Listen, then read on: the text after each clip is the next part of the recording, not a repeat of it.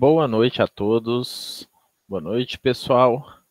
Eu sou o professor João Marcos e essa é mais uma aula do curso de Física para ensino médio. Tá? Hoje nós vamos dar prosseguimento ao nosso estudo dos movimentos retilíneos. Okay? No caso, o movimento retilíneo uniformemente variado. Vamos complementar, né? A gente já falou sobre as equações horárias do MRUV, né? E os seus gráficos e análise gráfica dessas equações. Já falamos sobre o que é o MRUV, né? A descrição dele. Falamos já sobre MRU, tá? O que caracteriza o MRU.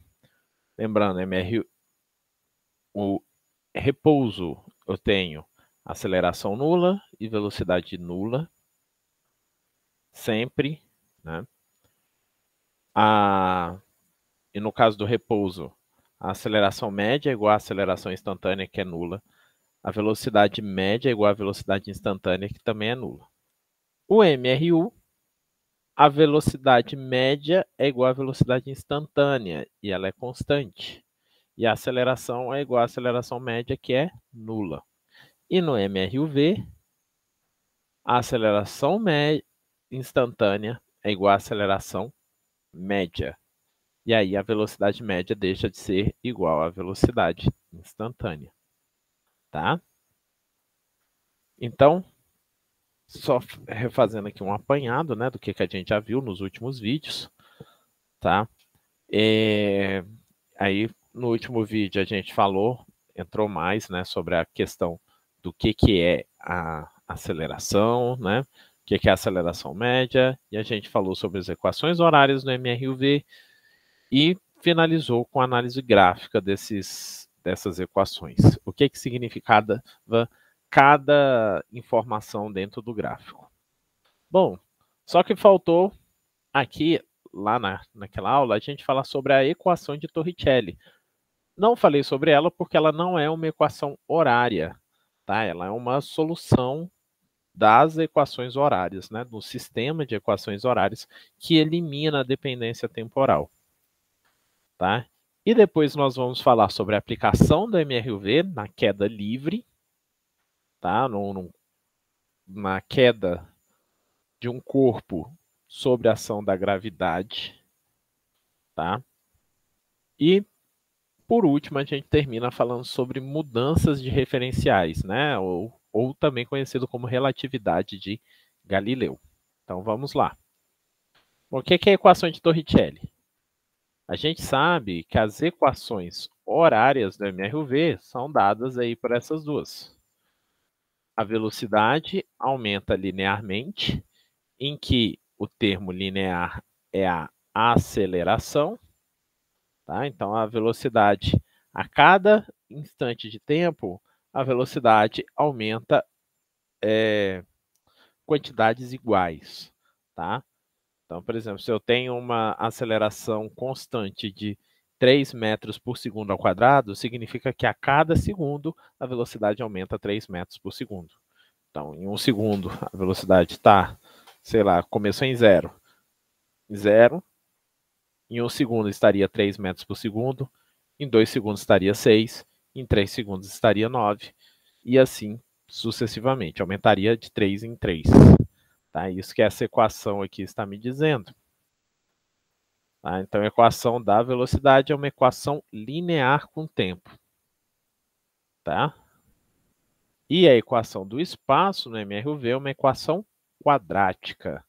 Aqui agora o espaço ele não aumenta quantidades iguais em tempos iguais. Ele vai aumentar, né? Então, a cada espaço de tempo, a quantidade de espaço que é andada é maior, se torna maior, se torna maior. Tá? Então, ela tem uma dependência quadrática. Tá? Só lembrando aqui, então. Tá?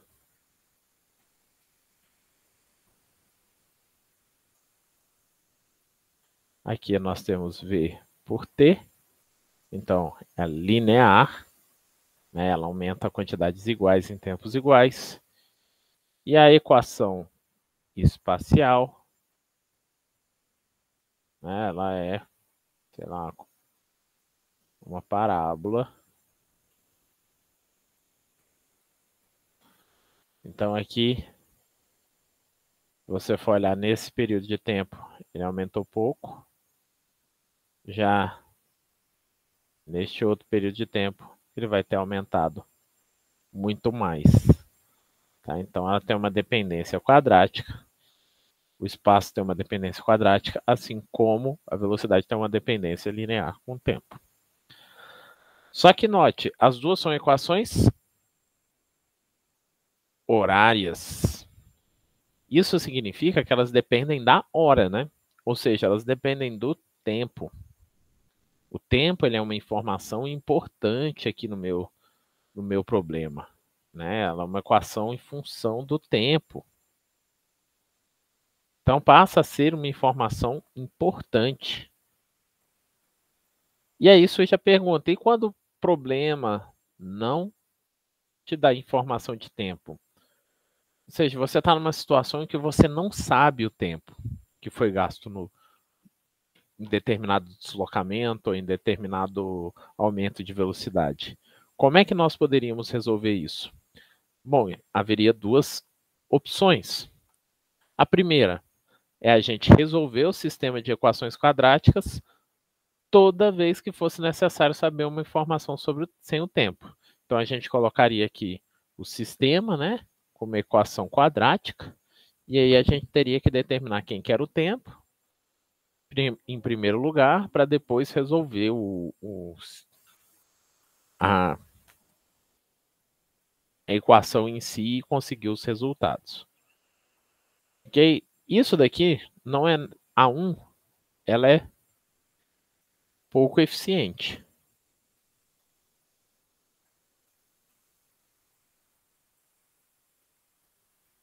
Porque toda vez você vai ter que ter um trabalho grande. E nós temos a segunda opção, que é mais eficiente, que é a gente vai determinar uma solução geral do sistema, não é del sistema, é do sistema aqui, tá? Perdão. Uma solução geral do sistema de equações e a gente vai usar ela quando necessário. Isso daqui é o que vai ser chamado da equação de Torricelli. Né? Esse passo aqui foi desenvolvido pelo antigo filósofo evangelista Torricelli. Era um cara, pouca coisa, né? O cara era só aluno de Galilei, lá em Florença. Tá? Então, cara qualquer aí, né? Cara pouca coisa, né? Evangelista Torricelli. E ele foi o cara que pegou esse sistema de equações aí e achou a solução geral, obtendo aí uma equação do MRUV que não depende do tempo. E qual foram os passos que ele teve para conseguir eliminar a dependência temporal?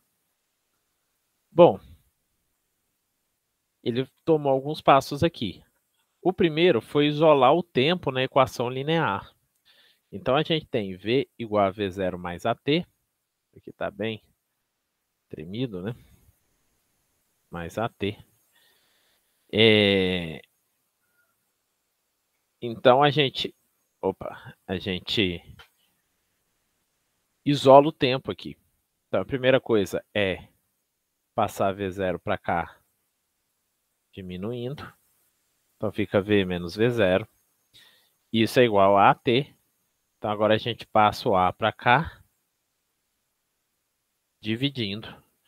Então a gente fica com o tempo é igual a ΔV dividido por A, né?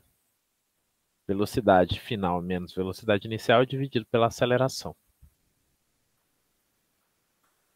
Bom, e aí ele vai pegar este resultado aqui para o tempo. Vou pegar este resultado aqui para o tempo. E ele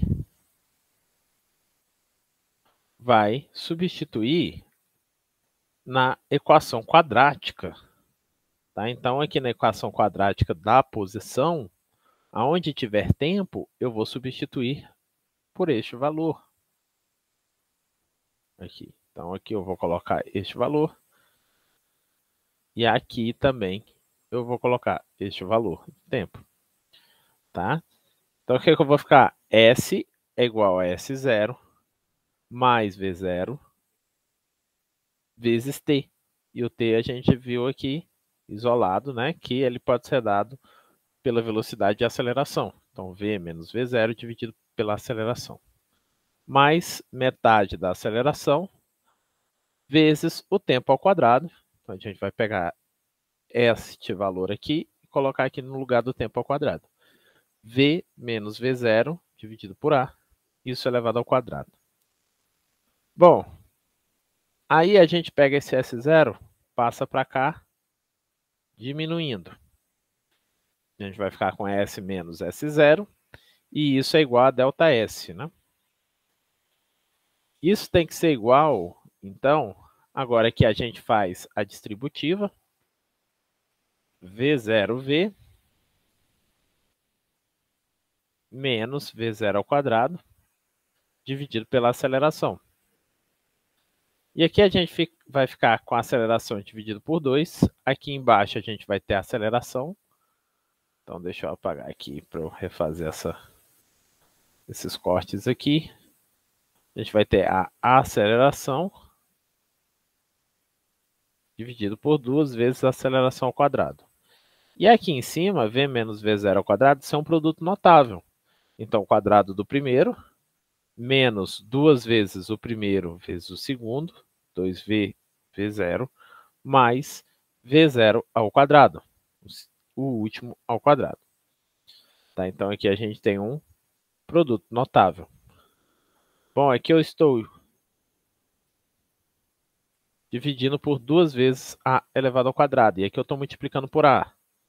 Então, outra coisa que eu posso fazer aqui, cortar A com A ao quadrado. Então, vai restar o quê? S menos S0, isso aqui é ΔS. Então, a gente fica aqui com ΔS. Isso aqui é igual V0, V menos V0. Repetir este termo, mais este produto notável, dividido por 2 vezes a aceleração. Bom, a gente tem aqui uma soma de frações. Como é que a gente faz? Ó, a gente pode fazer pelo MMC, né? Então, MMC aqui de A e 2A, a gente vai pegar aqui 2A. Porque aí a gente pega aqui 2A dividido por A, isso aqui vai dar 2. Então, vai ser 2 vezes isso aqui. É só lembrar que eu posso multiplicar e dividir por 2 aqui. Tá? E fazendo isso, o que vai acontecer? Os denominadores vão ser iguais. Se eu estou multiplicando e dividindo, eu estou multiplicando por 1. Então, não altera nada aqui. 2V0V. Deixa eu apagar isso daqui para eu reescrever. Aqui embaixo. Vai ficar aqui 2V0V menos 2V0 ao quadrado. Isso daqui eu vou somar, agora está todo mundo no mesmo denominador, mais V ao quadrado, menos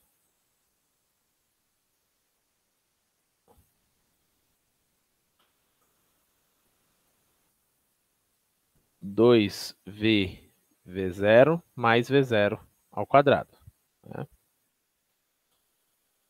Que é o produto notável que estava aqui, eu escrevi aqui embaixo. Só que aqui, 2V0V menos 2V0V, esse aqui eu posso mandar embora. E menos 2V0 mais V0, eu posso somar esse termo aqui com este daqui. e vai dar menos V0. Então, vai ficar V ao quadrado menos V0 dividido por 2A. Isso aqui tem que ser igual ao deslocamento. Por último, a gente vai passar esse 2A para cá, multiplicando, e vamos isolar a velocidade ao quadrado. A gente passa agora este daqui para cá, somando, né, porque estava subtraindo. E a gente vai obter esta outra equação aqui.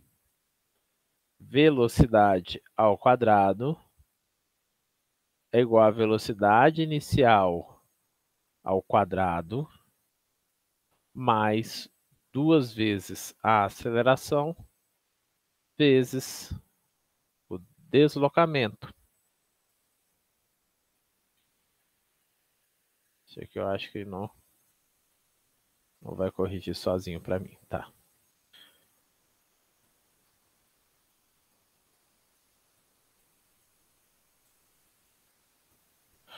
Bom, isso daqui, que está em azul aqui, é a chamada equação de Torricelli. Note que ele relaciona tudo sem precisar do tempo. Então, aqui eu tenho uma relação entre velocidades, finais e iniciais, a aceleração e o deslocamento. Então, não é necessário mais o tempo aqui nessa equação. Então, se o tempo não for uma informação importante na sua situação problema, utilize a equação de Torricelli. V ao quadrado é igual a V0 ao quadrado mais 2A, delta S. Né, o pessoal em cursinho, né, para decorar, costuma ensinar a seguinte frase, né? Vi vovô mais 2 amantes num triângulo, não pode falar, né? Aqui é o local de decente, né? Então, a gente mantém aqui o último sem falar. Tá? Vi vovô mais 2 amantes num triângulo e a gente para por aqui. Ok? Então, essa é a equação de Torricelli. A equação de Torricelli, ela me relaciona o quadrado da velocidade com o deslocamento. Então, eu posso dizer que a equação de Torricelli é uma equação para a velocidade ao quadrado em função do deslocamento. E é isso que a gente vai plotar aqui agora. Plotar e fazer o gráfico. Então, a gente tem aqui a velocidade ao quadrado pelo deslocamento. Então, o intercepto x aqui neste gráfico, ele está aqui em V0. Então, V0 ao quadrado. Note que aqui neste eixo vai aparecer a velocidade ao quadrado, para ser linear, tá? Senão ela vai ser uma parábola. E essa reta, aqui, porque ele é linear com delta S, né? Senão ele seria raiz, né? Teria uma dependência com a raiz do deslocamento, mas fazendo V ao quadrado por delta S, ele se torna linear. E essa inclinação da reta é 2 vezes a aceleração do corpo. Tá? Então, a gente pode fazer um gráfico de uma linha reta, desde que esse eixo seja a velocidade ao quadrado. Note, se eu colocar a velocidade aqui, isso aqui já deixa de valer. Tá? Tem que ser um gráfico da velocidade ao quadrado. Se for um gráfico somente da velocidade, esse aqui vai ser um gráfico de uma raiz, né? Ou seja, uma parábola deitada, assim. Ok? Então, essa é a chamada equação de Torricelli. A gente vai utilizar sempre que o tempo não for uma informação importante, tá? Então, imagina aqui, ó, sei lá, o corpo está caindo sob a ação da gravidade, né? A gravidade tem uma aceleração constante. de 10 metros por segundo. A gente vai falar ali na frente disso, ao quadrado. E aí ele chega no chão, sai de uma altura h igual a 4 metros, e ele chega no chão com uma velocidade de, sei lá, vamos botar aqui de 20 metros por segundo. Tá? Então, quem que vai ser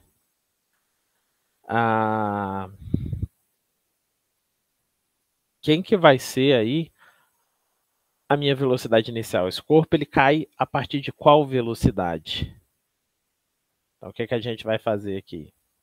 V ao quadrado, então isso aqui é 20 ao quadrado. Isso aqui é igual a V0 ao quadrado, mais 2 vezes a aceleração vezes a altura h, né? Então, 2g vezes h. O g é 10 metros, são 10 metros, então vezes 10 metros por segundo ao quadrado, vezes a altura de 4 metros. Então, 20 ao quadrado, isso aqui dá 400. Isso aqui é igual a V0 ao quadrado, mais 4 vezes 2, 8 vezes 10, 80. Mais 80. Passo 80 para cá, 40 menos 80 vai dar 320. Isso aqui é igual à velocidade inicial ao quadrado. Então, a velocidade inicial vai ser raiz de 320.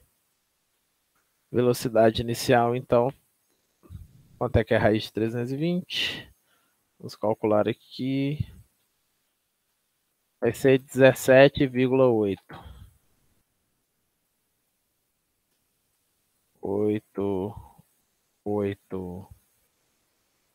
17,89 metros por segundo. Só que isso aqui é a raiz, né? Então ele pode ser mais ou menos. Ou seja, ele pode estar subindo.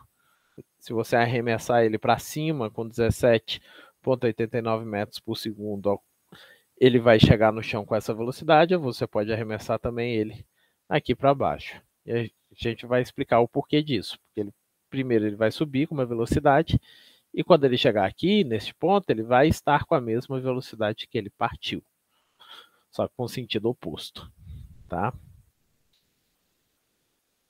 Que então é utilizado assim, neste caso. Se você não tivesse equação de Torricelli, você ia ter que jogar lá naquelas duas equações, horários do movimento, e resolver o sistema de equações.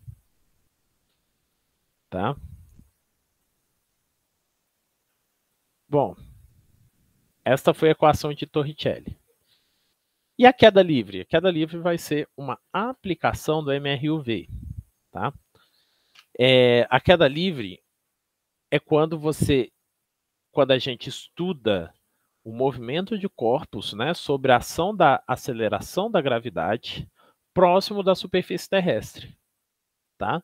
Então, próximo da superfície terrestre, a gente pode considerar a gravidade como constante. Isso porque as distâncias são muito pequenas. Quando a gente está falando de gravidade, a gente está falando de distâncias ao centro da Terra. Tá? E a gente está falando de atmosfera, é um valor, essa espessura aqui da atmosfera, ela é muito menor do que o raio da Terra. E aqui a altura, né, que é a espessura aqui da atmosfera, ela é muito menor do que o raio da Terra.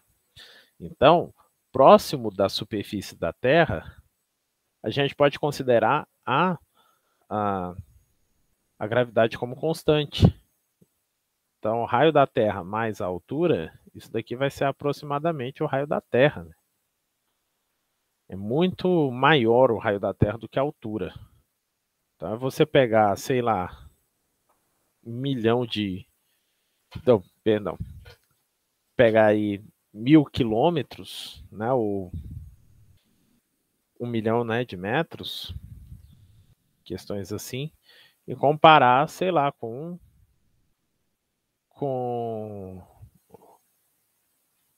uma profundidade, com alturas aí de, sei lá, de 8.000 metros.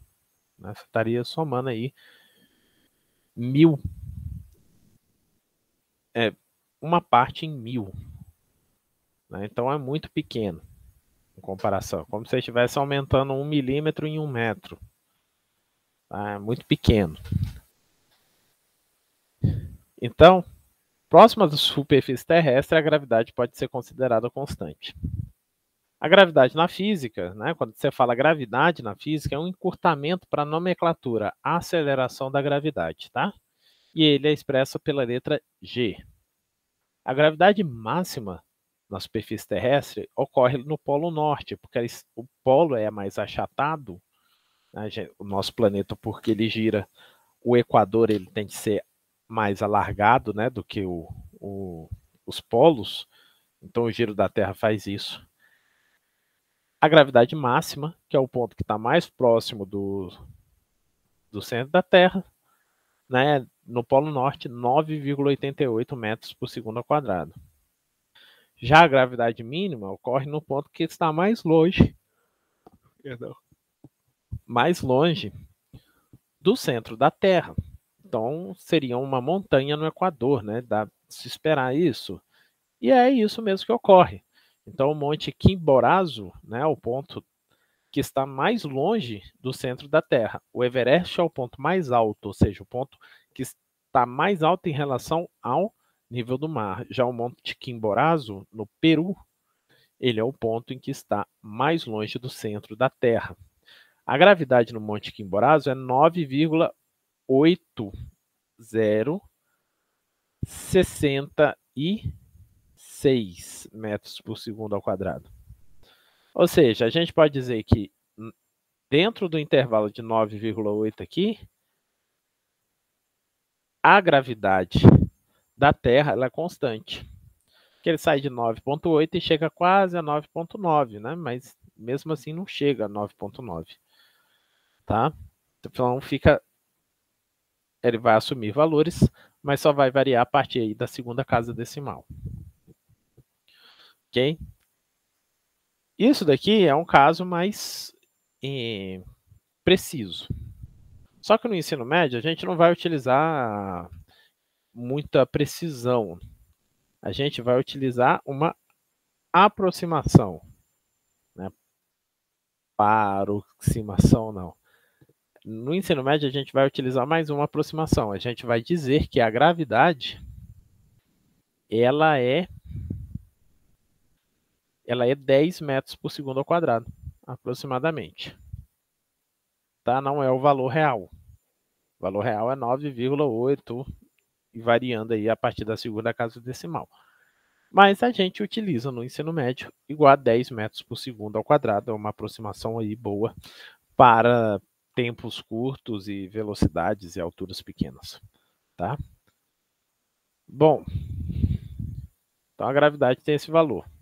Então vamos analisar aqui a situação em que um corpo se move sob a aceleração da gravidade, sob a ação da aceleração da gravidade.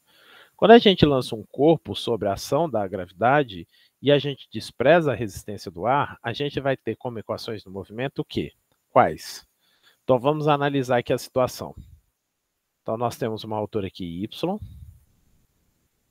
O corpo ele parte de uma altura inicial, eu vou chamar aqui de h0, a altura inicial, né?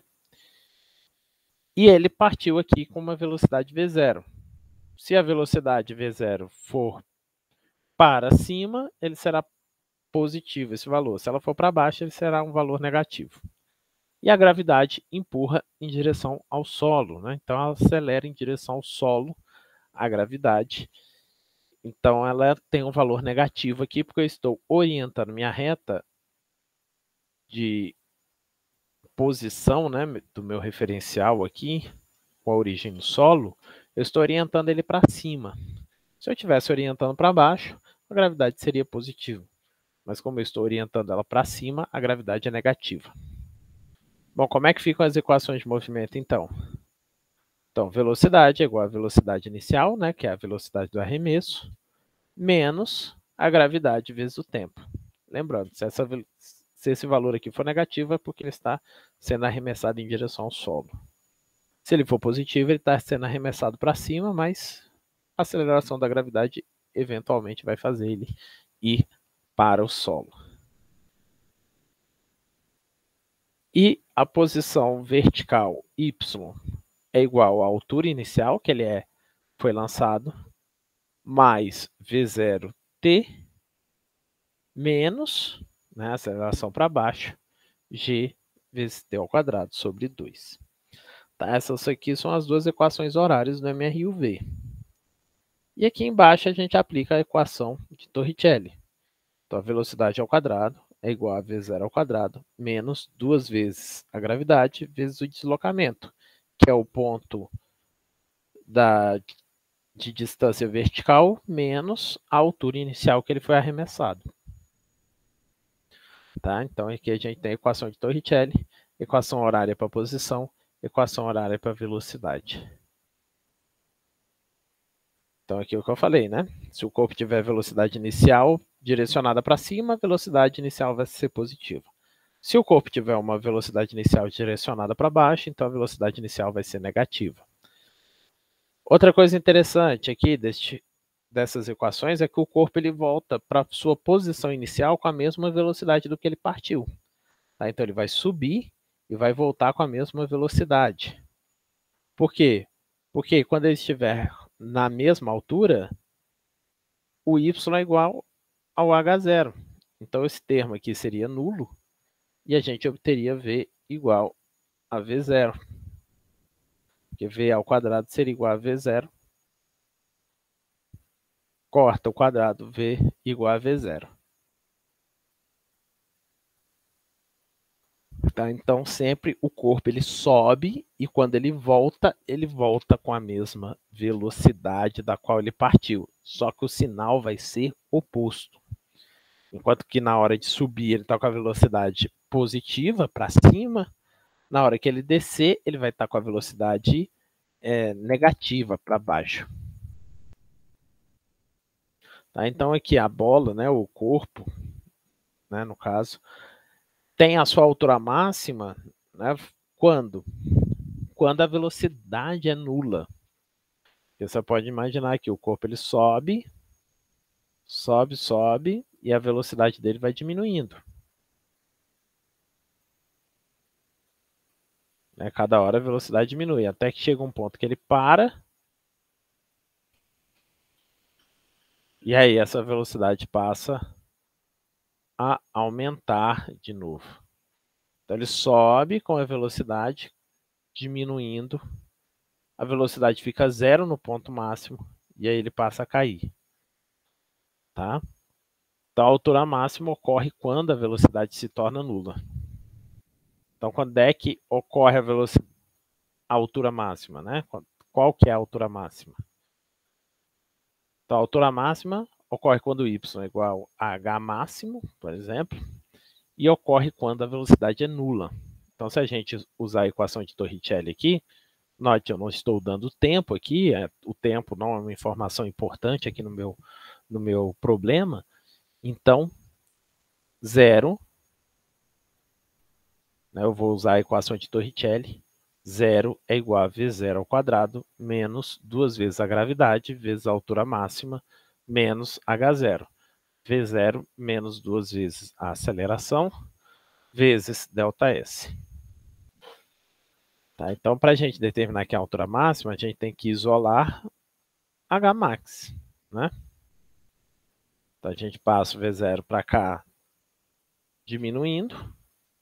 Então, ficaria menos V0 menos 2G. Tá? Então, o sinal negativo vira positivo. Então, 2 vezes a gravidade vezes o deslocamento, que é a altura máxima menos h0. Isso aqui tem que ser igual a V0 ao quadrado. Passo 2G para cá dividindo. E depois eu passo aqui. Então, passei esse termo para cá, dividindo. Depois passo esse termo para cá, somando. Então, minha altura máxima é a velocidade inicial ao quadrado sobre 2 vezes a aceleração da gravidade mais a altura inicial. Essa é a minha altura máxima que o corpo chega. Então, vamos aqui. Se lançar o corpo com a velocidade inicial de 4 metros por segundo, quem que vai ser a altura máxima? Se ele foi arremessado da sua mão. Então, o meu H0 é 1 metro, por exemplo. Quem que vai ser a altura máxima? A altura máxima vai ser igual a V0 ao quadrado, 4 ao quadrado, dividido por 2 vezes a gravidade, 10 metros por segundo ao quadrado, mais a altura inicial de 1 metro. Então, a altura máxima, 4 ao quadrado é 16, 2 vezes 10 é 20, mais 1. Então, 16 por 20, isso aqui é 8, dividido por 10, 0,8 mais 1. Então, a altura máxima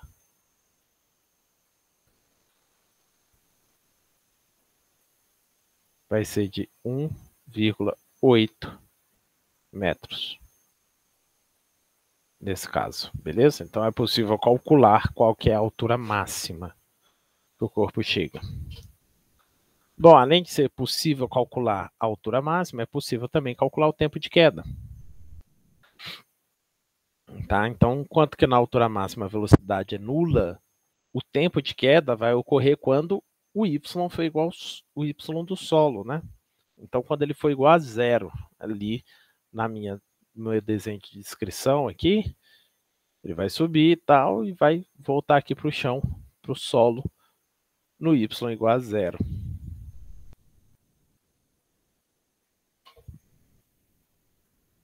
Ok? Então, o y é igual a zero, igual a h0 mais v0 vezes o tempo de queda, menos g vezes tempo de queda ao quadrado, dividido por 2. Note, eu utilizei aqui a equação horária da posição, que é a equação quadrática. E aqui o tempo, ele é uma informação importante, que é exatamente o que eu quero saber, é o tempo. Então, tenho que utilizar a equação horária. Tá? Então, aqui, a partir disso, a equação horária aqui vai ser uma equação quadrática, tá? Homogênea. Então, é possível resolver por Bhaskara. Então, o tempo de queda seria menos V0, mais ou menos, então, menos B, mais ou menos a raiz quadrada de B ao quadrado, V0 ao quadrado, mais 2 vezes o primeiro, vezes 2 vezes A vezes C. Não, perdão, 4 vezes A vezes C.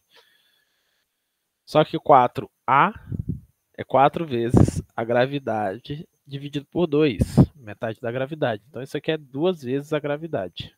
Porque o 4 corta aqui com 2, então vai ficar 2 vezes a gravidade, vezes o C, que é H0. Ainda dá para simplificar mais, dividido por 2 vezes o A, né? Então, o A, ele é igual a G sobre 2. Então, 2A, que vai entrar aqui na fórmula de Bhaskara, isso aqui é igual a gravidade. Só que no caso, menos a gravidade, né? Então, menos G. Bom, sinal negativo com negativo fica positivo. E aqui eu passo a gravidade para dentro da raiz. Então, quando eu passar para dentro da raiz, a gravidade vai ao quadrado. Então, vai ser G ao quadrado, V0 ao quadrado sobre G ao quadrado, mais 2 vezes GH0 dividido por G ao quadrado. Então, corta um quadrado do G aqui com esse quadrado e fica só dividido por G. Tá? Então, este é o tempo de queda, saindo de uma altura qualquer. Tá? Então, vamos aqui, alguns casos especiais. Bom, o primeiro caso especial é quando é arremessado a partir do chão para cima. Então, qual que vai ser o tempo de queda? O tempo de queda, então, aqui o H0 é zero. Então, esse termo aqui vai ser nulo. Tá? Então, V0 ao quadrado dividido por G, mais V0 sobre G.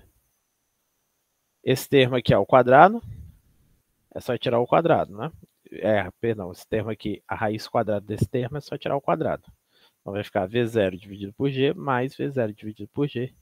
Então, vai dar duas vezes a velocidade inicial vezes a gravidade. Então, arremessei a partir do solo. Qual que vai ser o tempo de queda, tá, de um corpo que vai subir e vai cair, né? Se ele for lançado a 3 metros por segundo. O tempo de queda, esse é então 2 vezes 3 dividido pela gravidade, que é 10 segundos, né? Então, o tempo de queda vai ser 6 dividido por 10, que vai dar 0,6 segundos. Então, vai ser muito rápido para subir e cair. Se a velocidade inicial foi de 3 metros por segundo. Outro caso especial é a queda livre, né, propriamente dita. Queda livre a partir do repouso, né, o abandono do corpo. O corpo é abandonado, sem nenhuma velocidade inicial. Então, V0 é igual a zero. Bom, agora se V0 é igual a zero, este primeiro termo aqui dentro da raiz zera, e este termo aqui de fora zera também, né? Porque todo mundo está multiplicando aí V0. Não. Tá aqui. Então, esse termo aqui é zero. Esse termo aqui é zero. E a gente fica só com esse outro termo aqui, que vai dar a raiz de 2 vezes a altura inicial dividido por G. Tá? Belezinha? Então, isso daqui, o corpo, ele é solto. Tá? No caso do corpo simplesmente ser solto. Esse vai ser o tempo de queda. Tá? Então, sei lá, foi solto a partir de 3 metros. Então, H0 igual a 3 metros. Qual que vai ser o tempo de queda? Então, o tempo de queda vai ser raiz quadrada. 2 vezes 3 dividido por 10. Este vai ser o tempo de queda em segundos. Então, esse aqui vai ser raiz de 0,6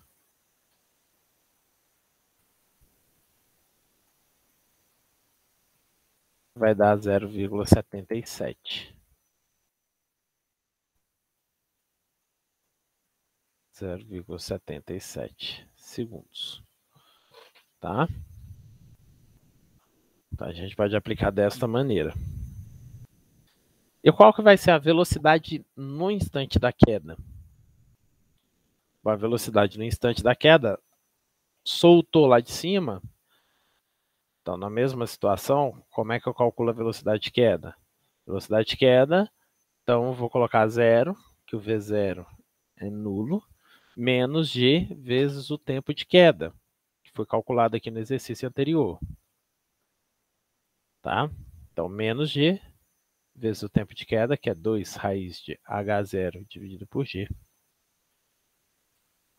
Tá? Eu posso passar esse G aqui para dentro da raiz, vai ficar G ao quadrado,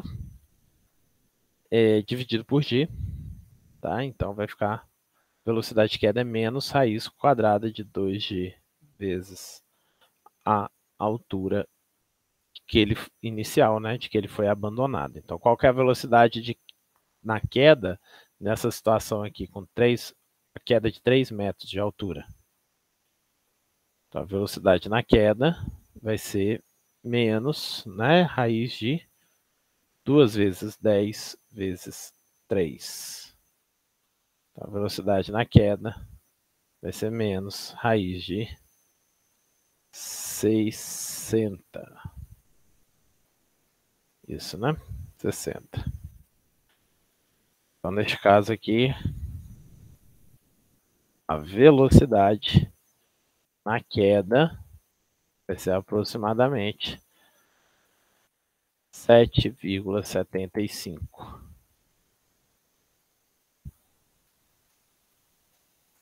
metros por segundo, ok?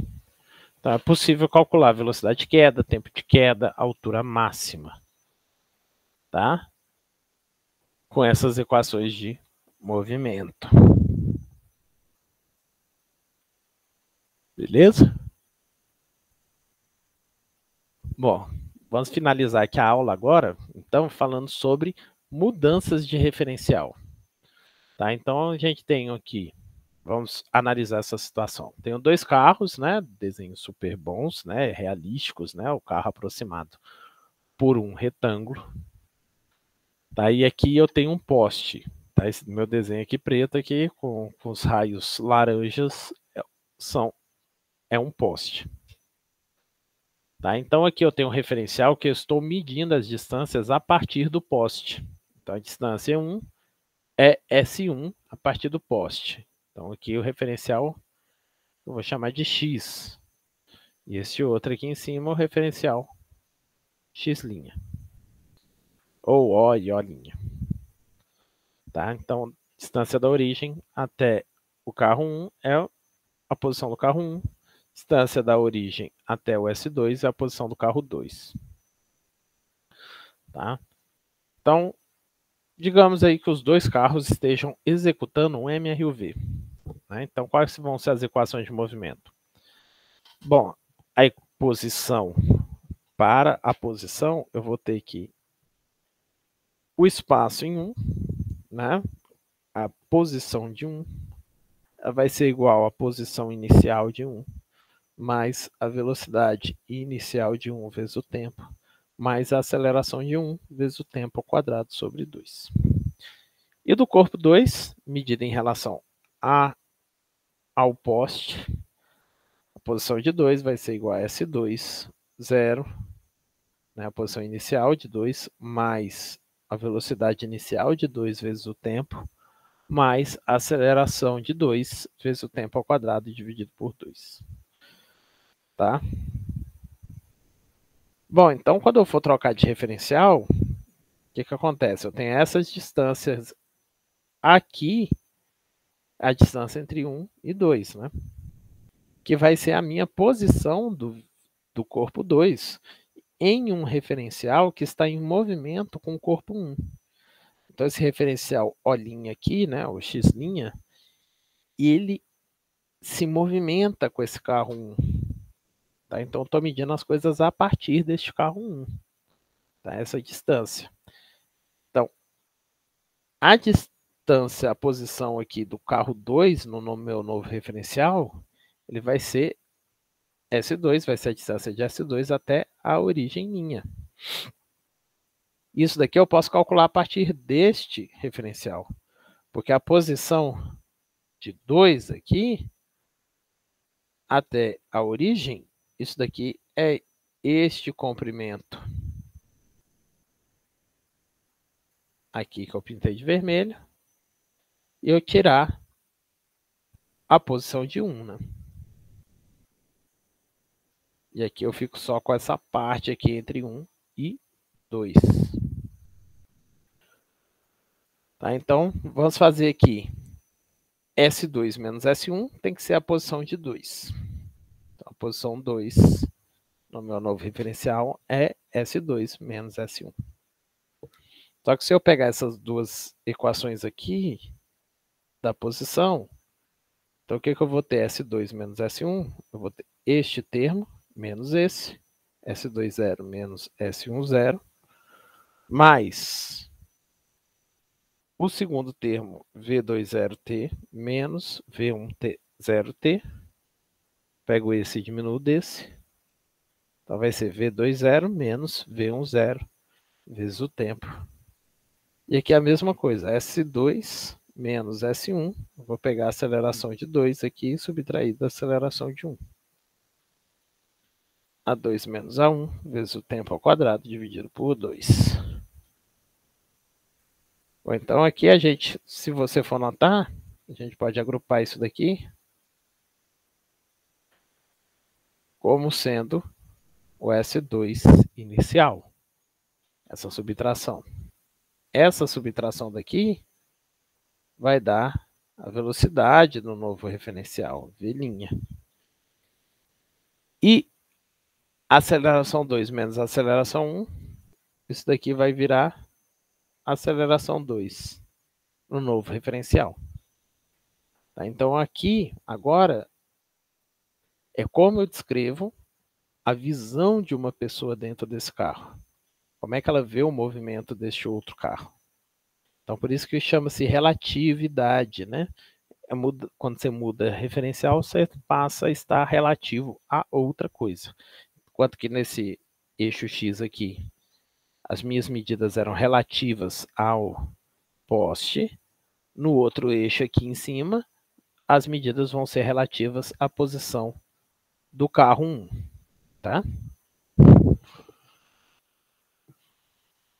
Bom, então, S2' é igual a S2'0 mais V0' V20' vezes o tempo, mais aceleração 2 no novo referencial linha.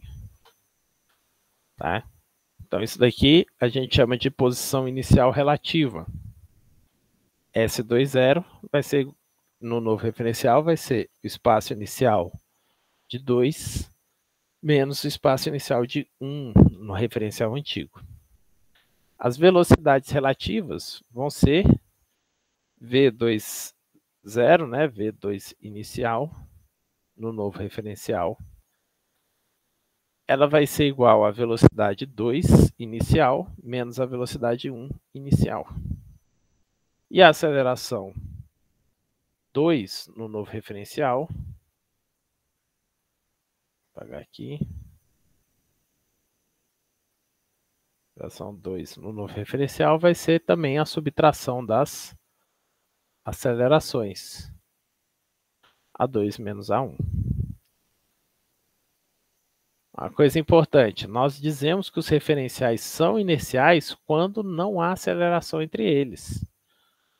Tá? Então, se não há aceleração entre eles, A2 é igual a zero, então as duas acelerações são iguais. Então, não significa que a aceleração é nula, mas a aceleração entre os dois corpos é nula. Ou seja, as duas acelerações são iguais. Então, aí nós dizemos que os referenciais são inerciais. Tá? Então, caso 1, né? Estamos pegando aqui um referencial inercial. A1 e A2 são inerciais entre si. Então, o carro 1 e o carro 2, eles são inerciais entre si, têm a mesma aceleração. Tá? Então, o que acontece? Se dois referenciais são inerciais entre si, a aceleração entre eles é nula, então eu posso dizer que um executa um MRU em relação ao outro. Tá? Então, um está em MRU A2 e 2 está em MR1 U A1 em relação a 1. Tá? Então, por isso que nós chamamos de referencial inercial.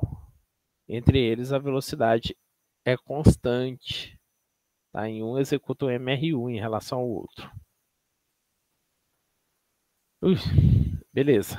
Então, em 1 e 2 estariam em MR1, um em relação ao outro. Mas, como a aceleração em relação ao solo eles estão em MRUV.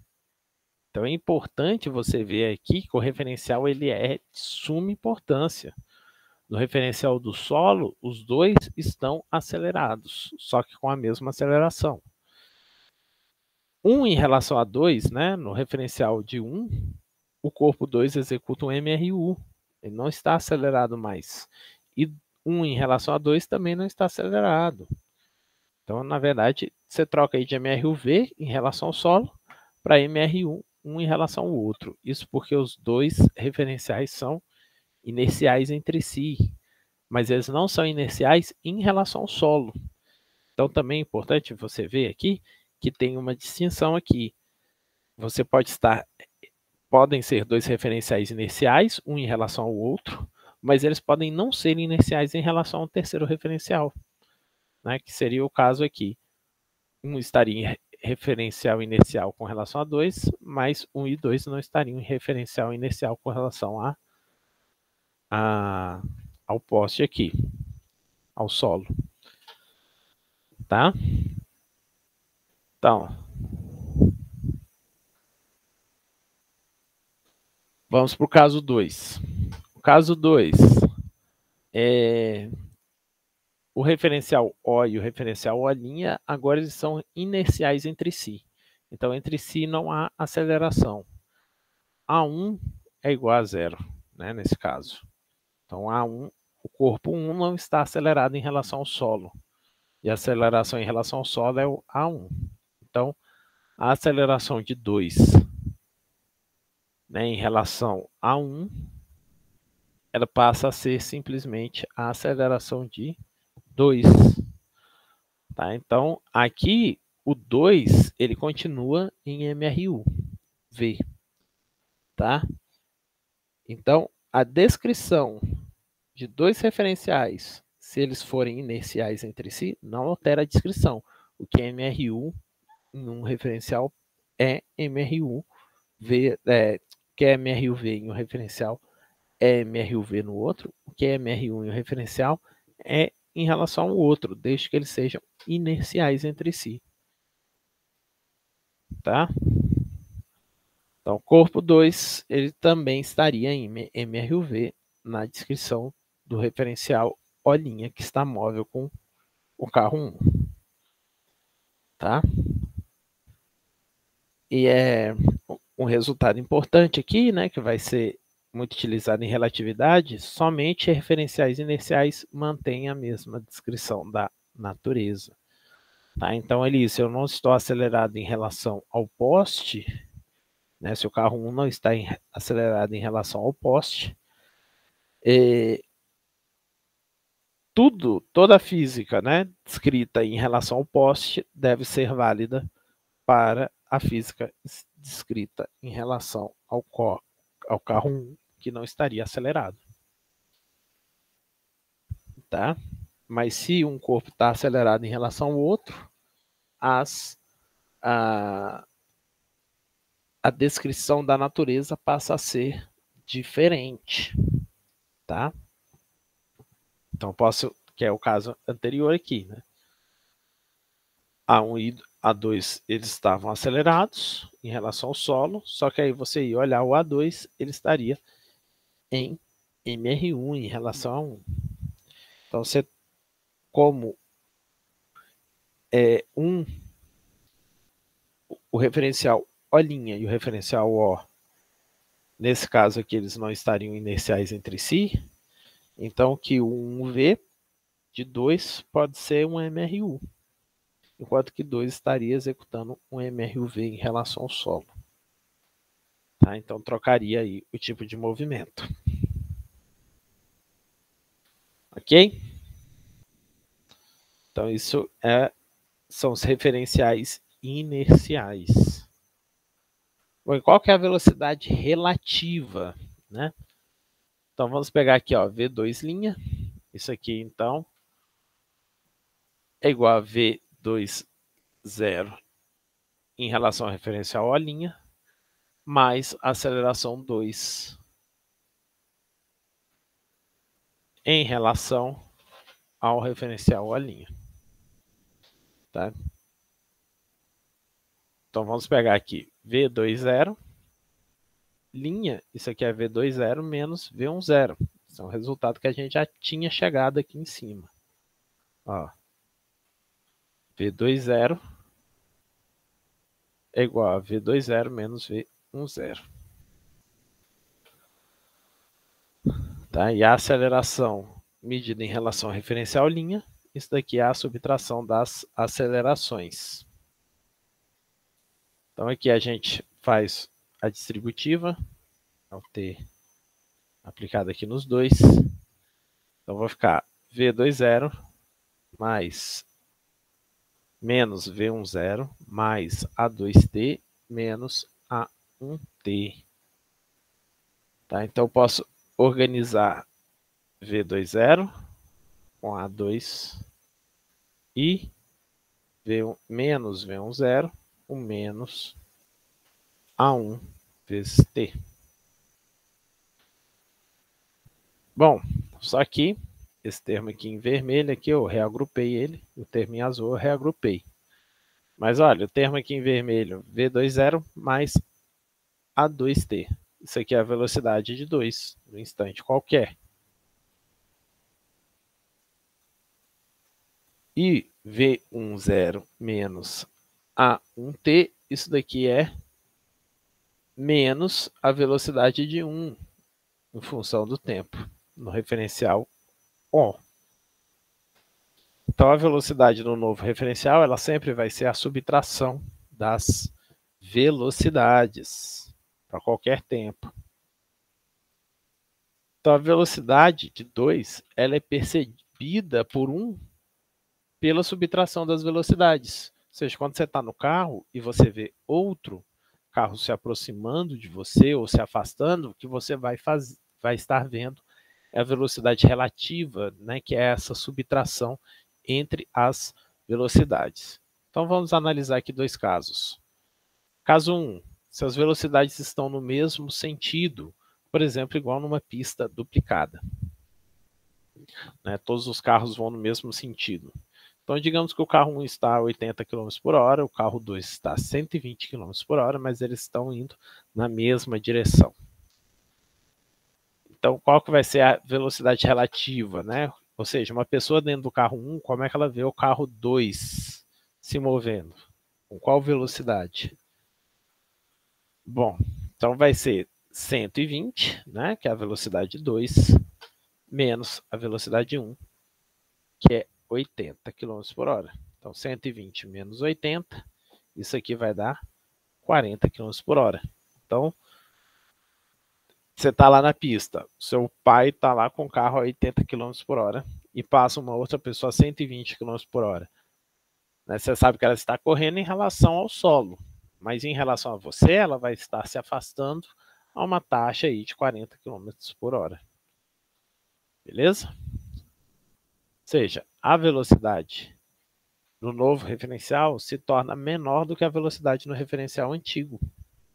Por isso que uma colisão traseira, ela é uma colisão mais tranquila, porque a velocidade relativa, nesse caso, ela vai ser menor do que a velocidade inicial dele no referencial O. E o caso 2? Bom, agora o caso 2 são as velocidades com sentidos opostos. Ou seja, é uma pista de mão simples, por exemplo. Tá? Pista de mão simples, você tem carros vindo em uma direção e indo na outra, na mesma pista. Tá? Então, se elas têm sentidos opostos, uma está com sinal negativo e a outra está com sinal positivo. Aqui eu coloquei o sinal negativo em 1.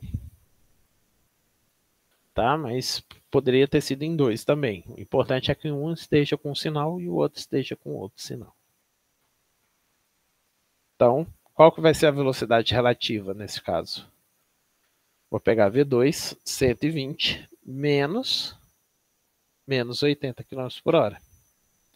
Menos com menos dá mais, então vai ser 120 mais 80. Isso daria uma velocidade de 200 km por hora, que é maior do que as velocidades iniciais no referencial O, né? Não as velocidades iniciais, mas as velocidades medidas em relação ao referencial O.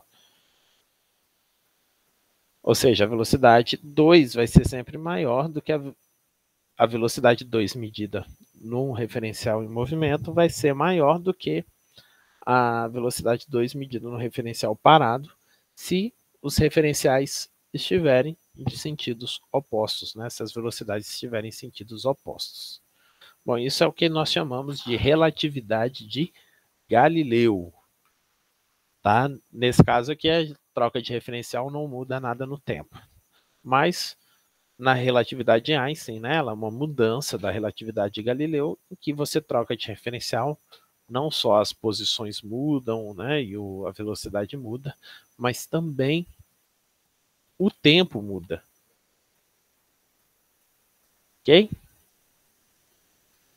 Então, este aqui é o resultado final aí da relatividade de Galileu.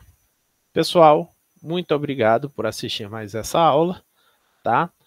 Até a nossa próxima aula, né, no próximo vídeo.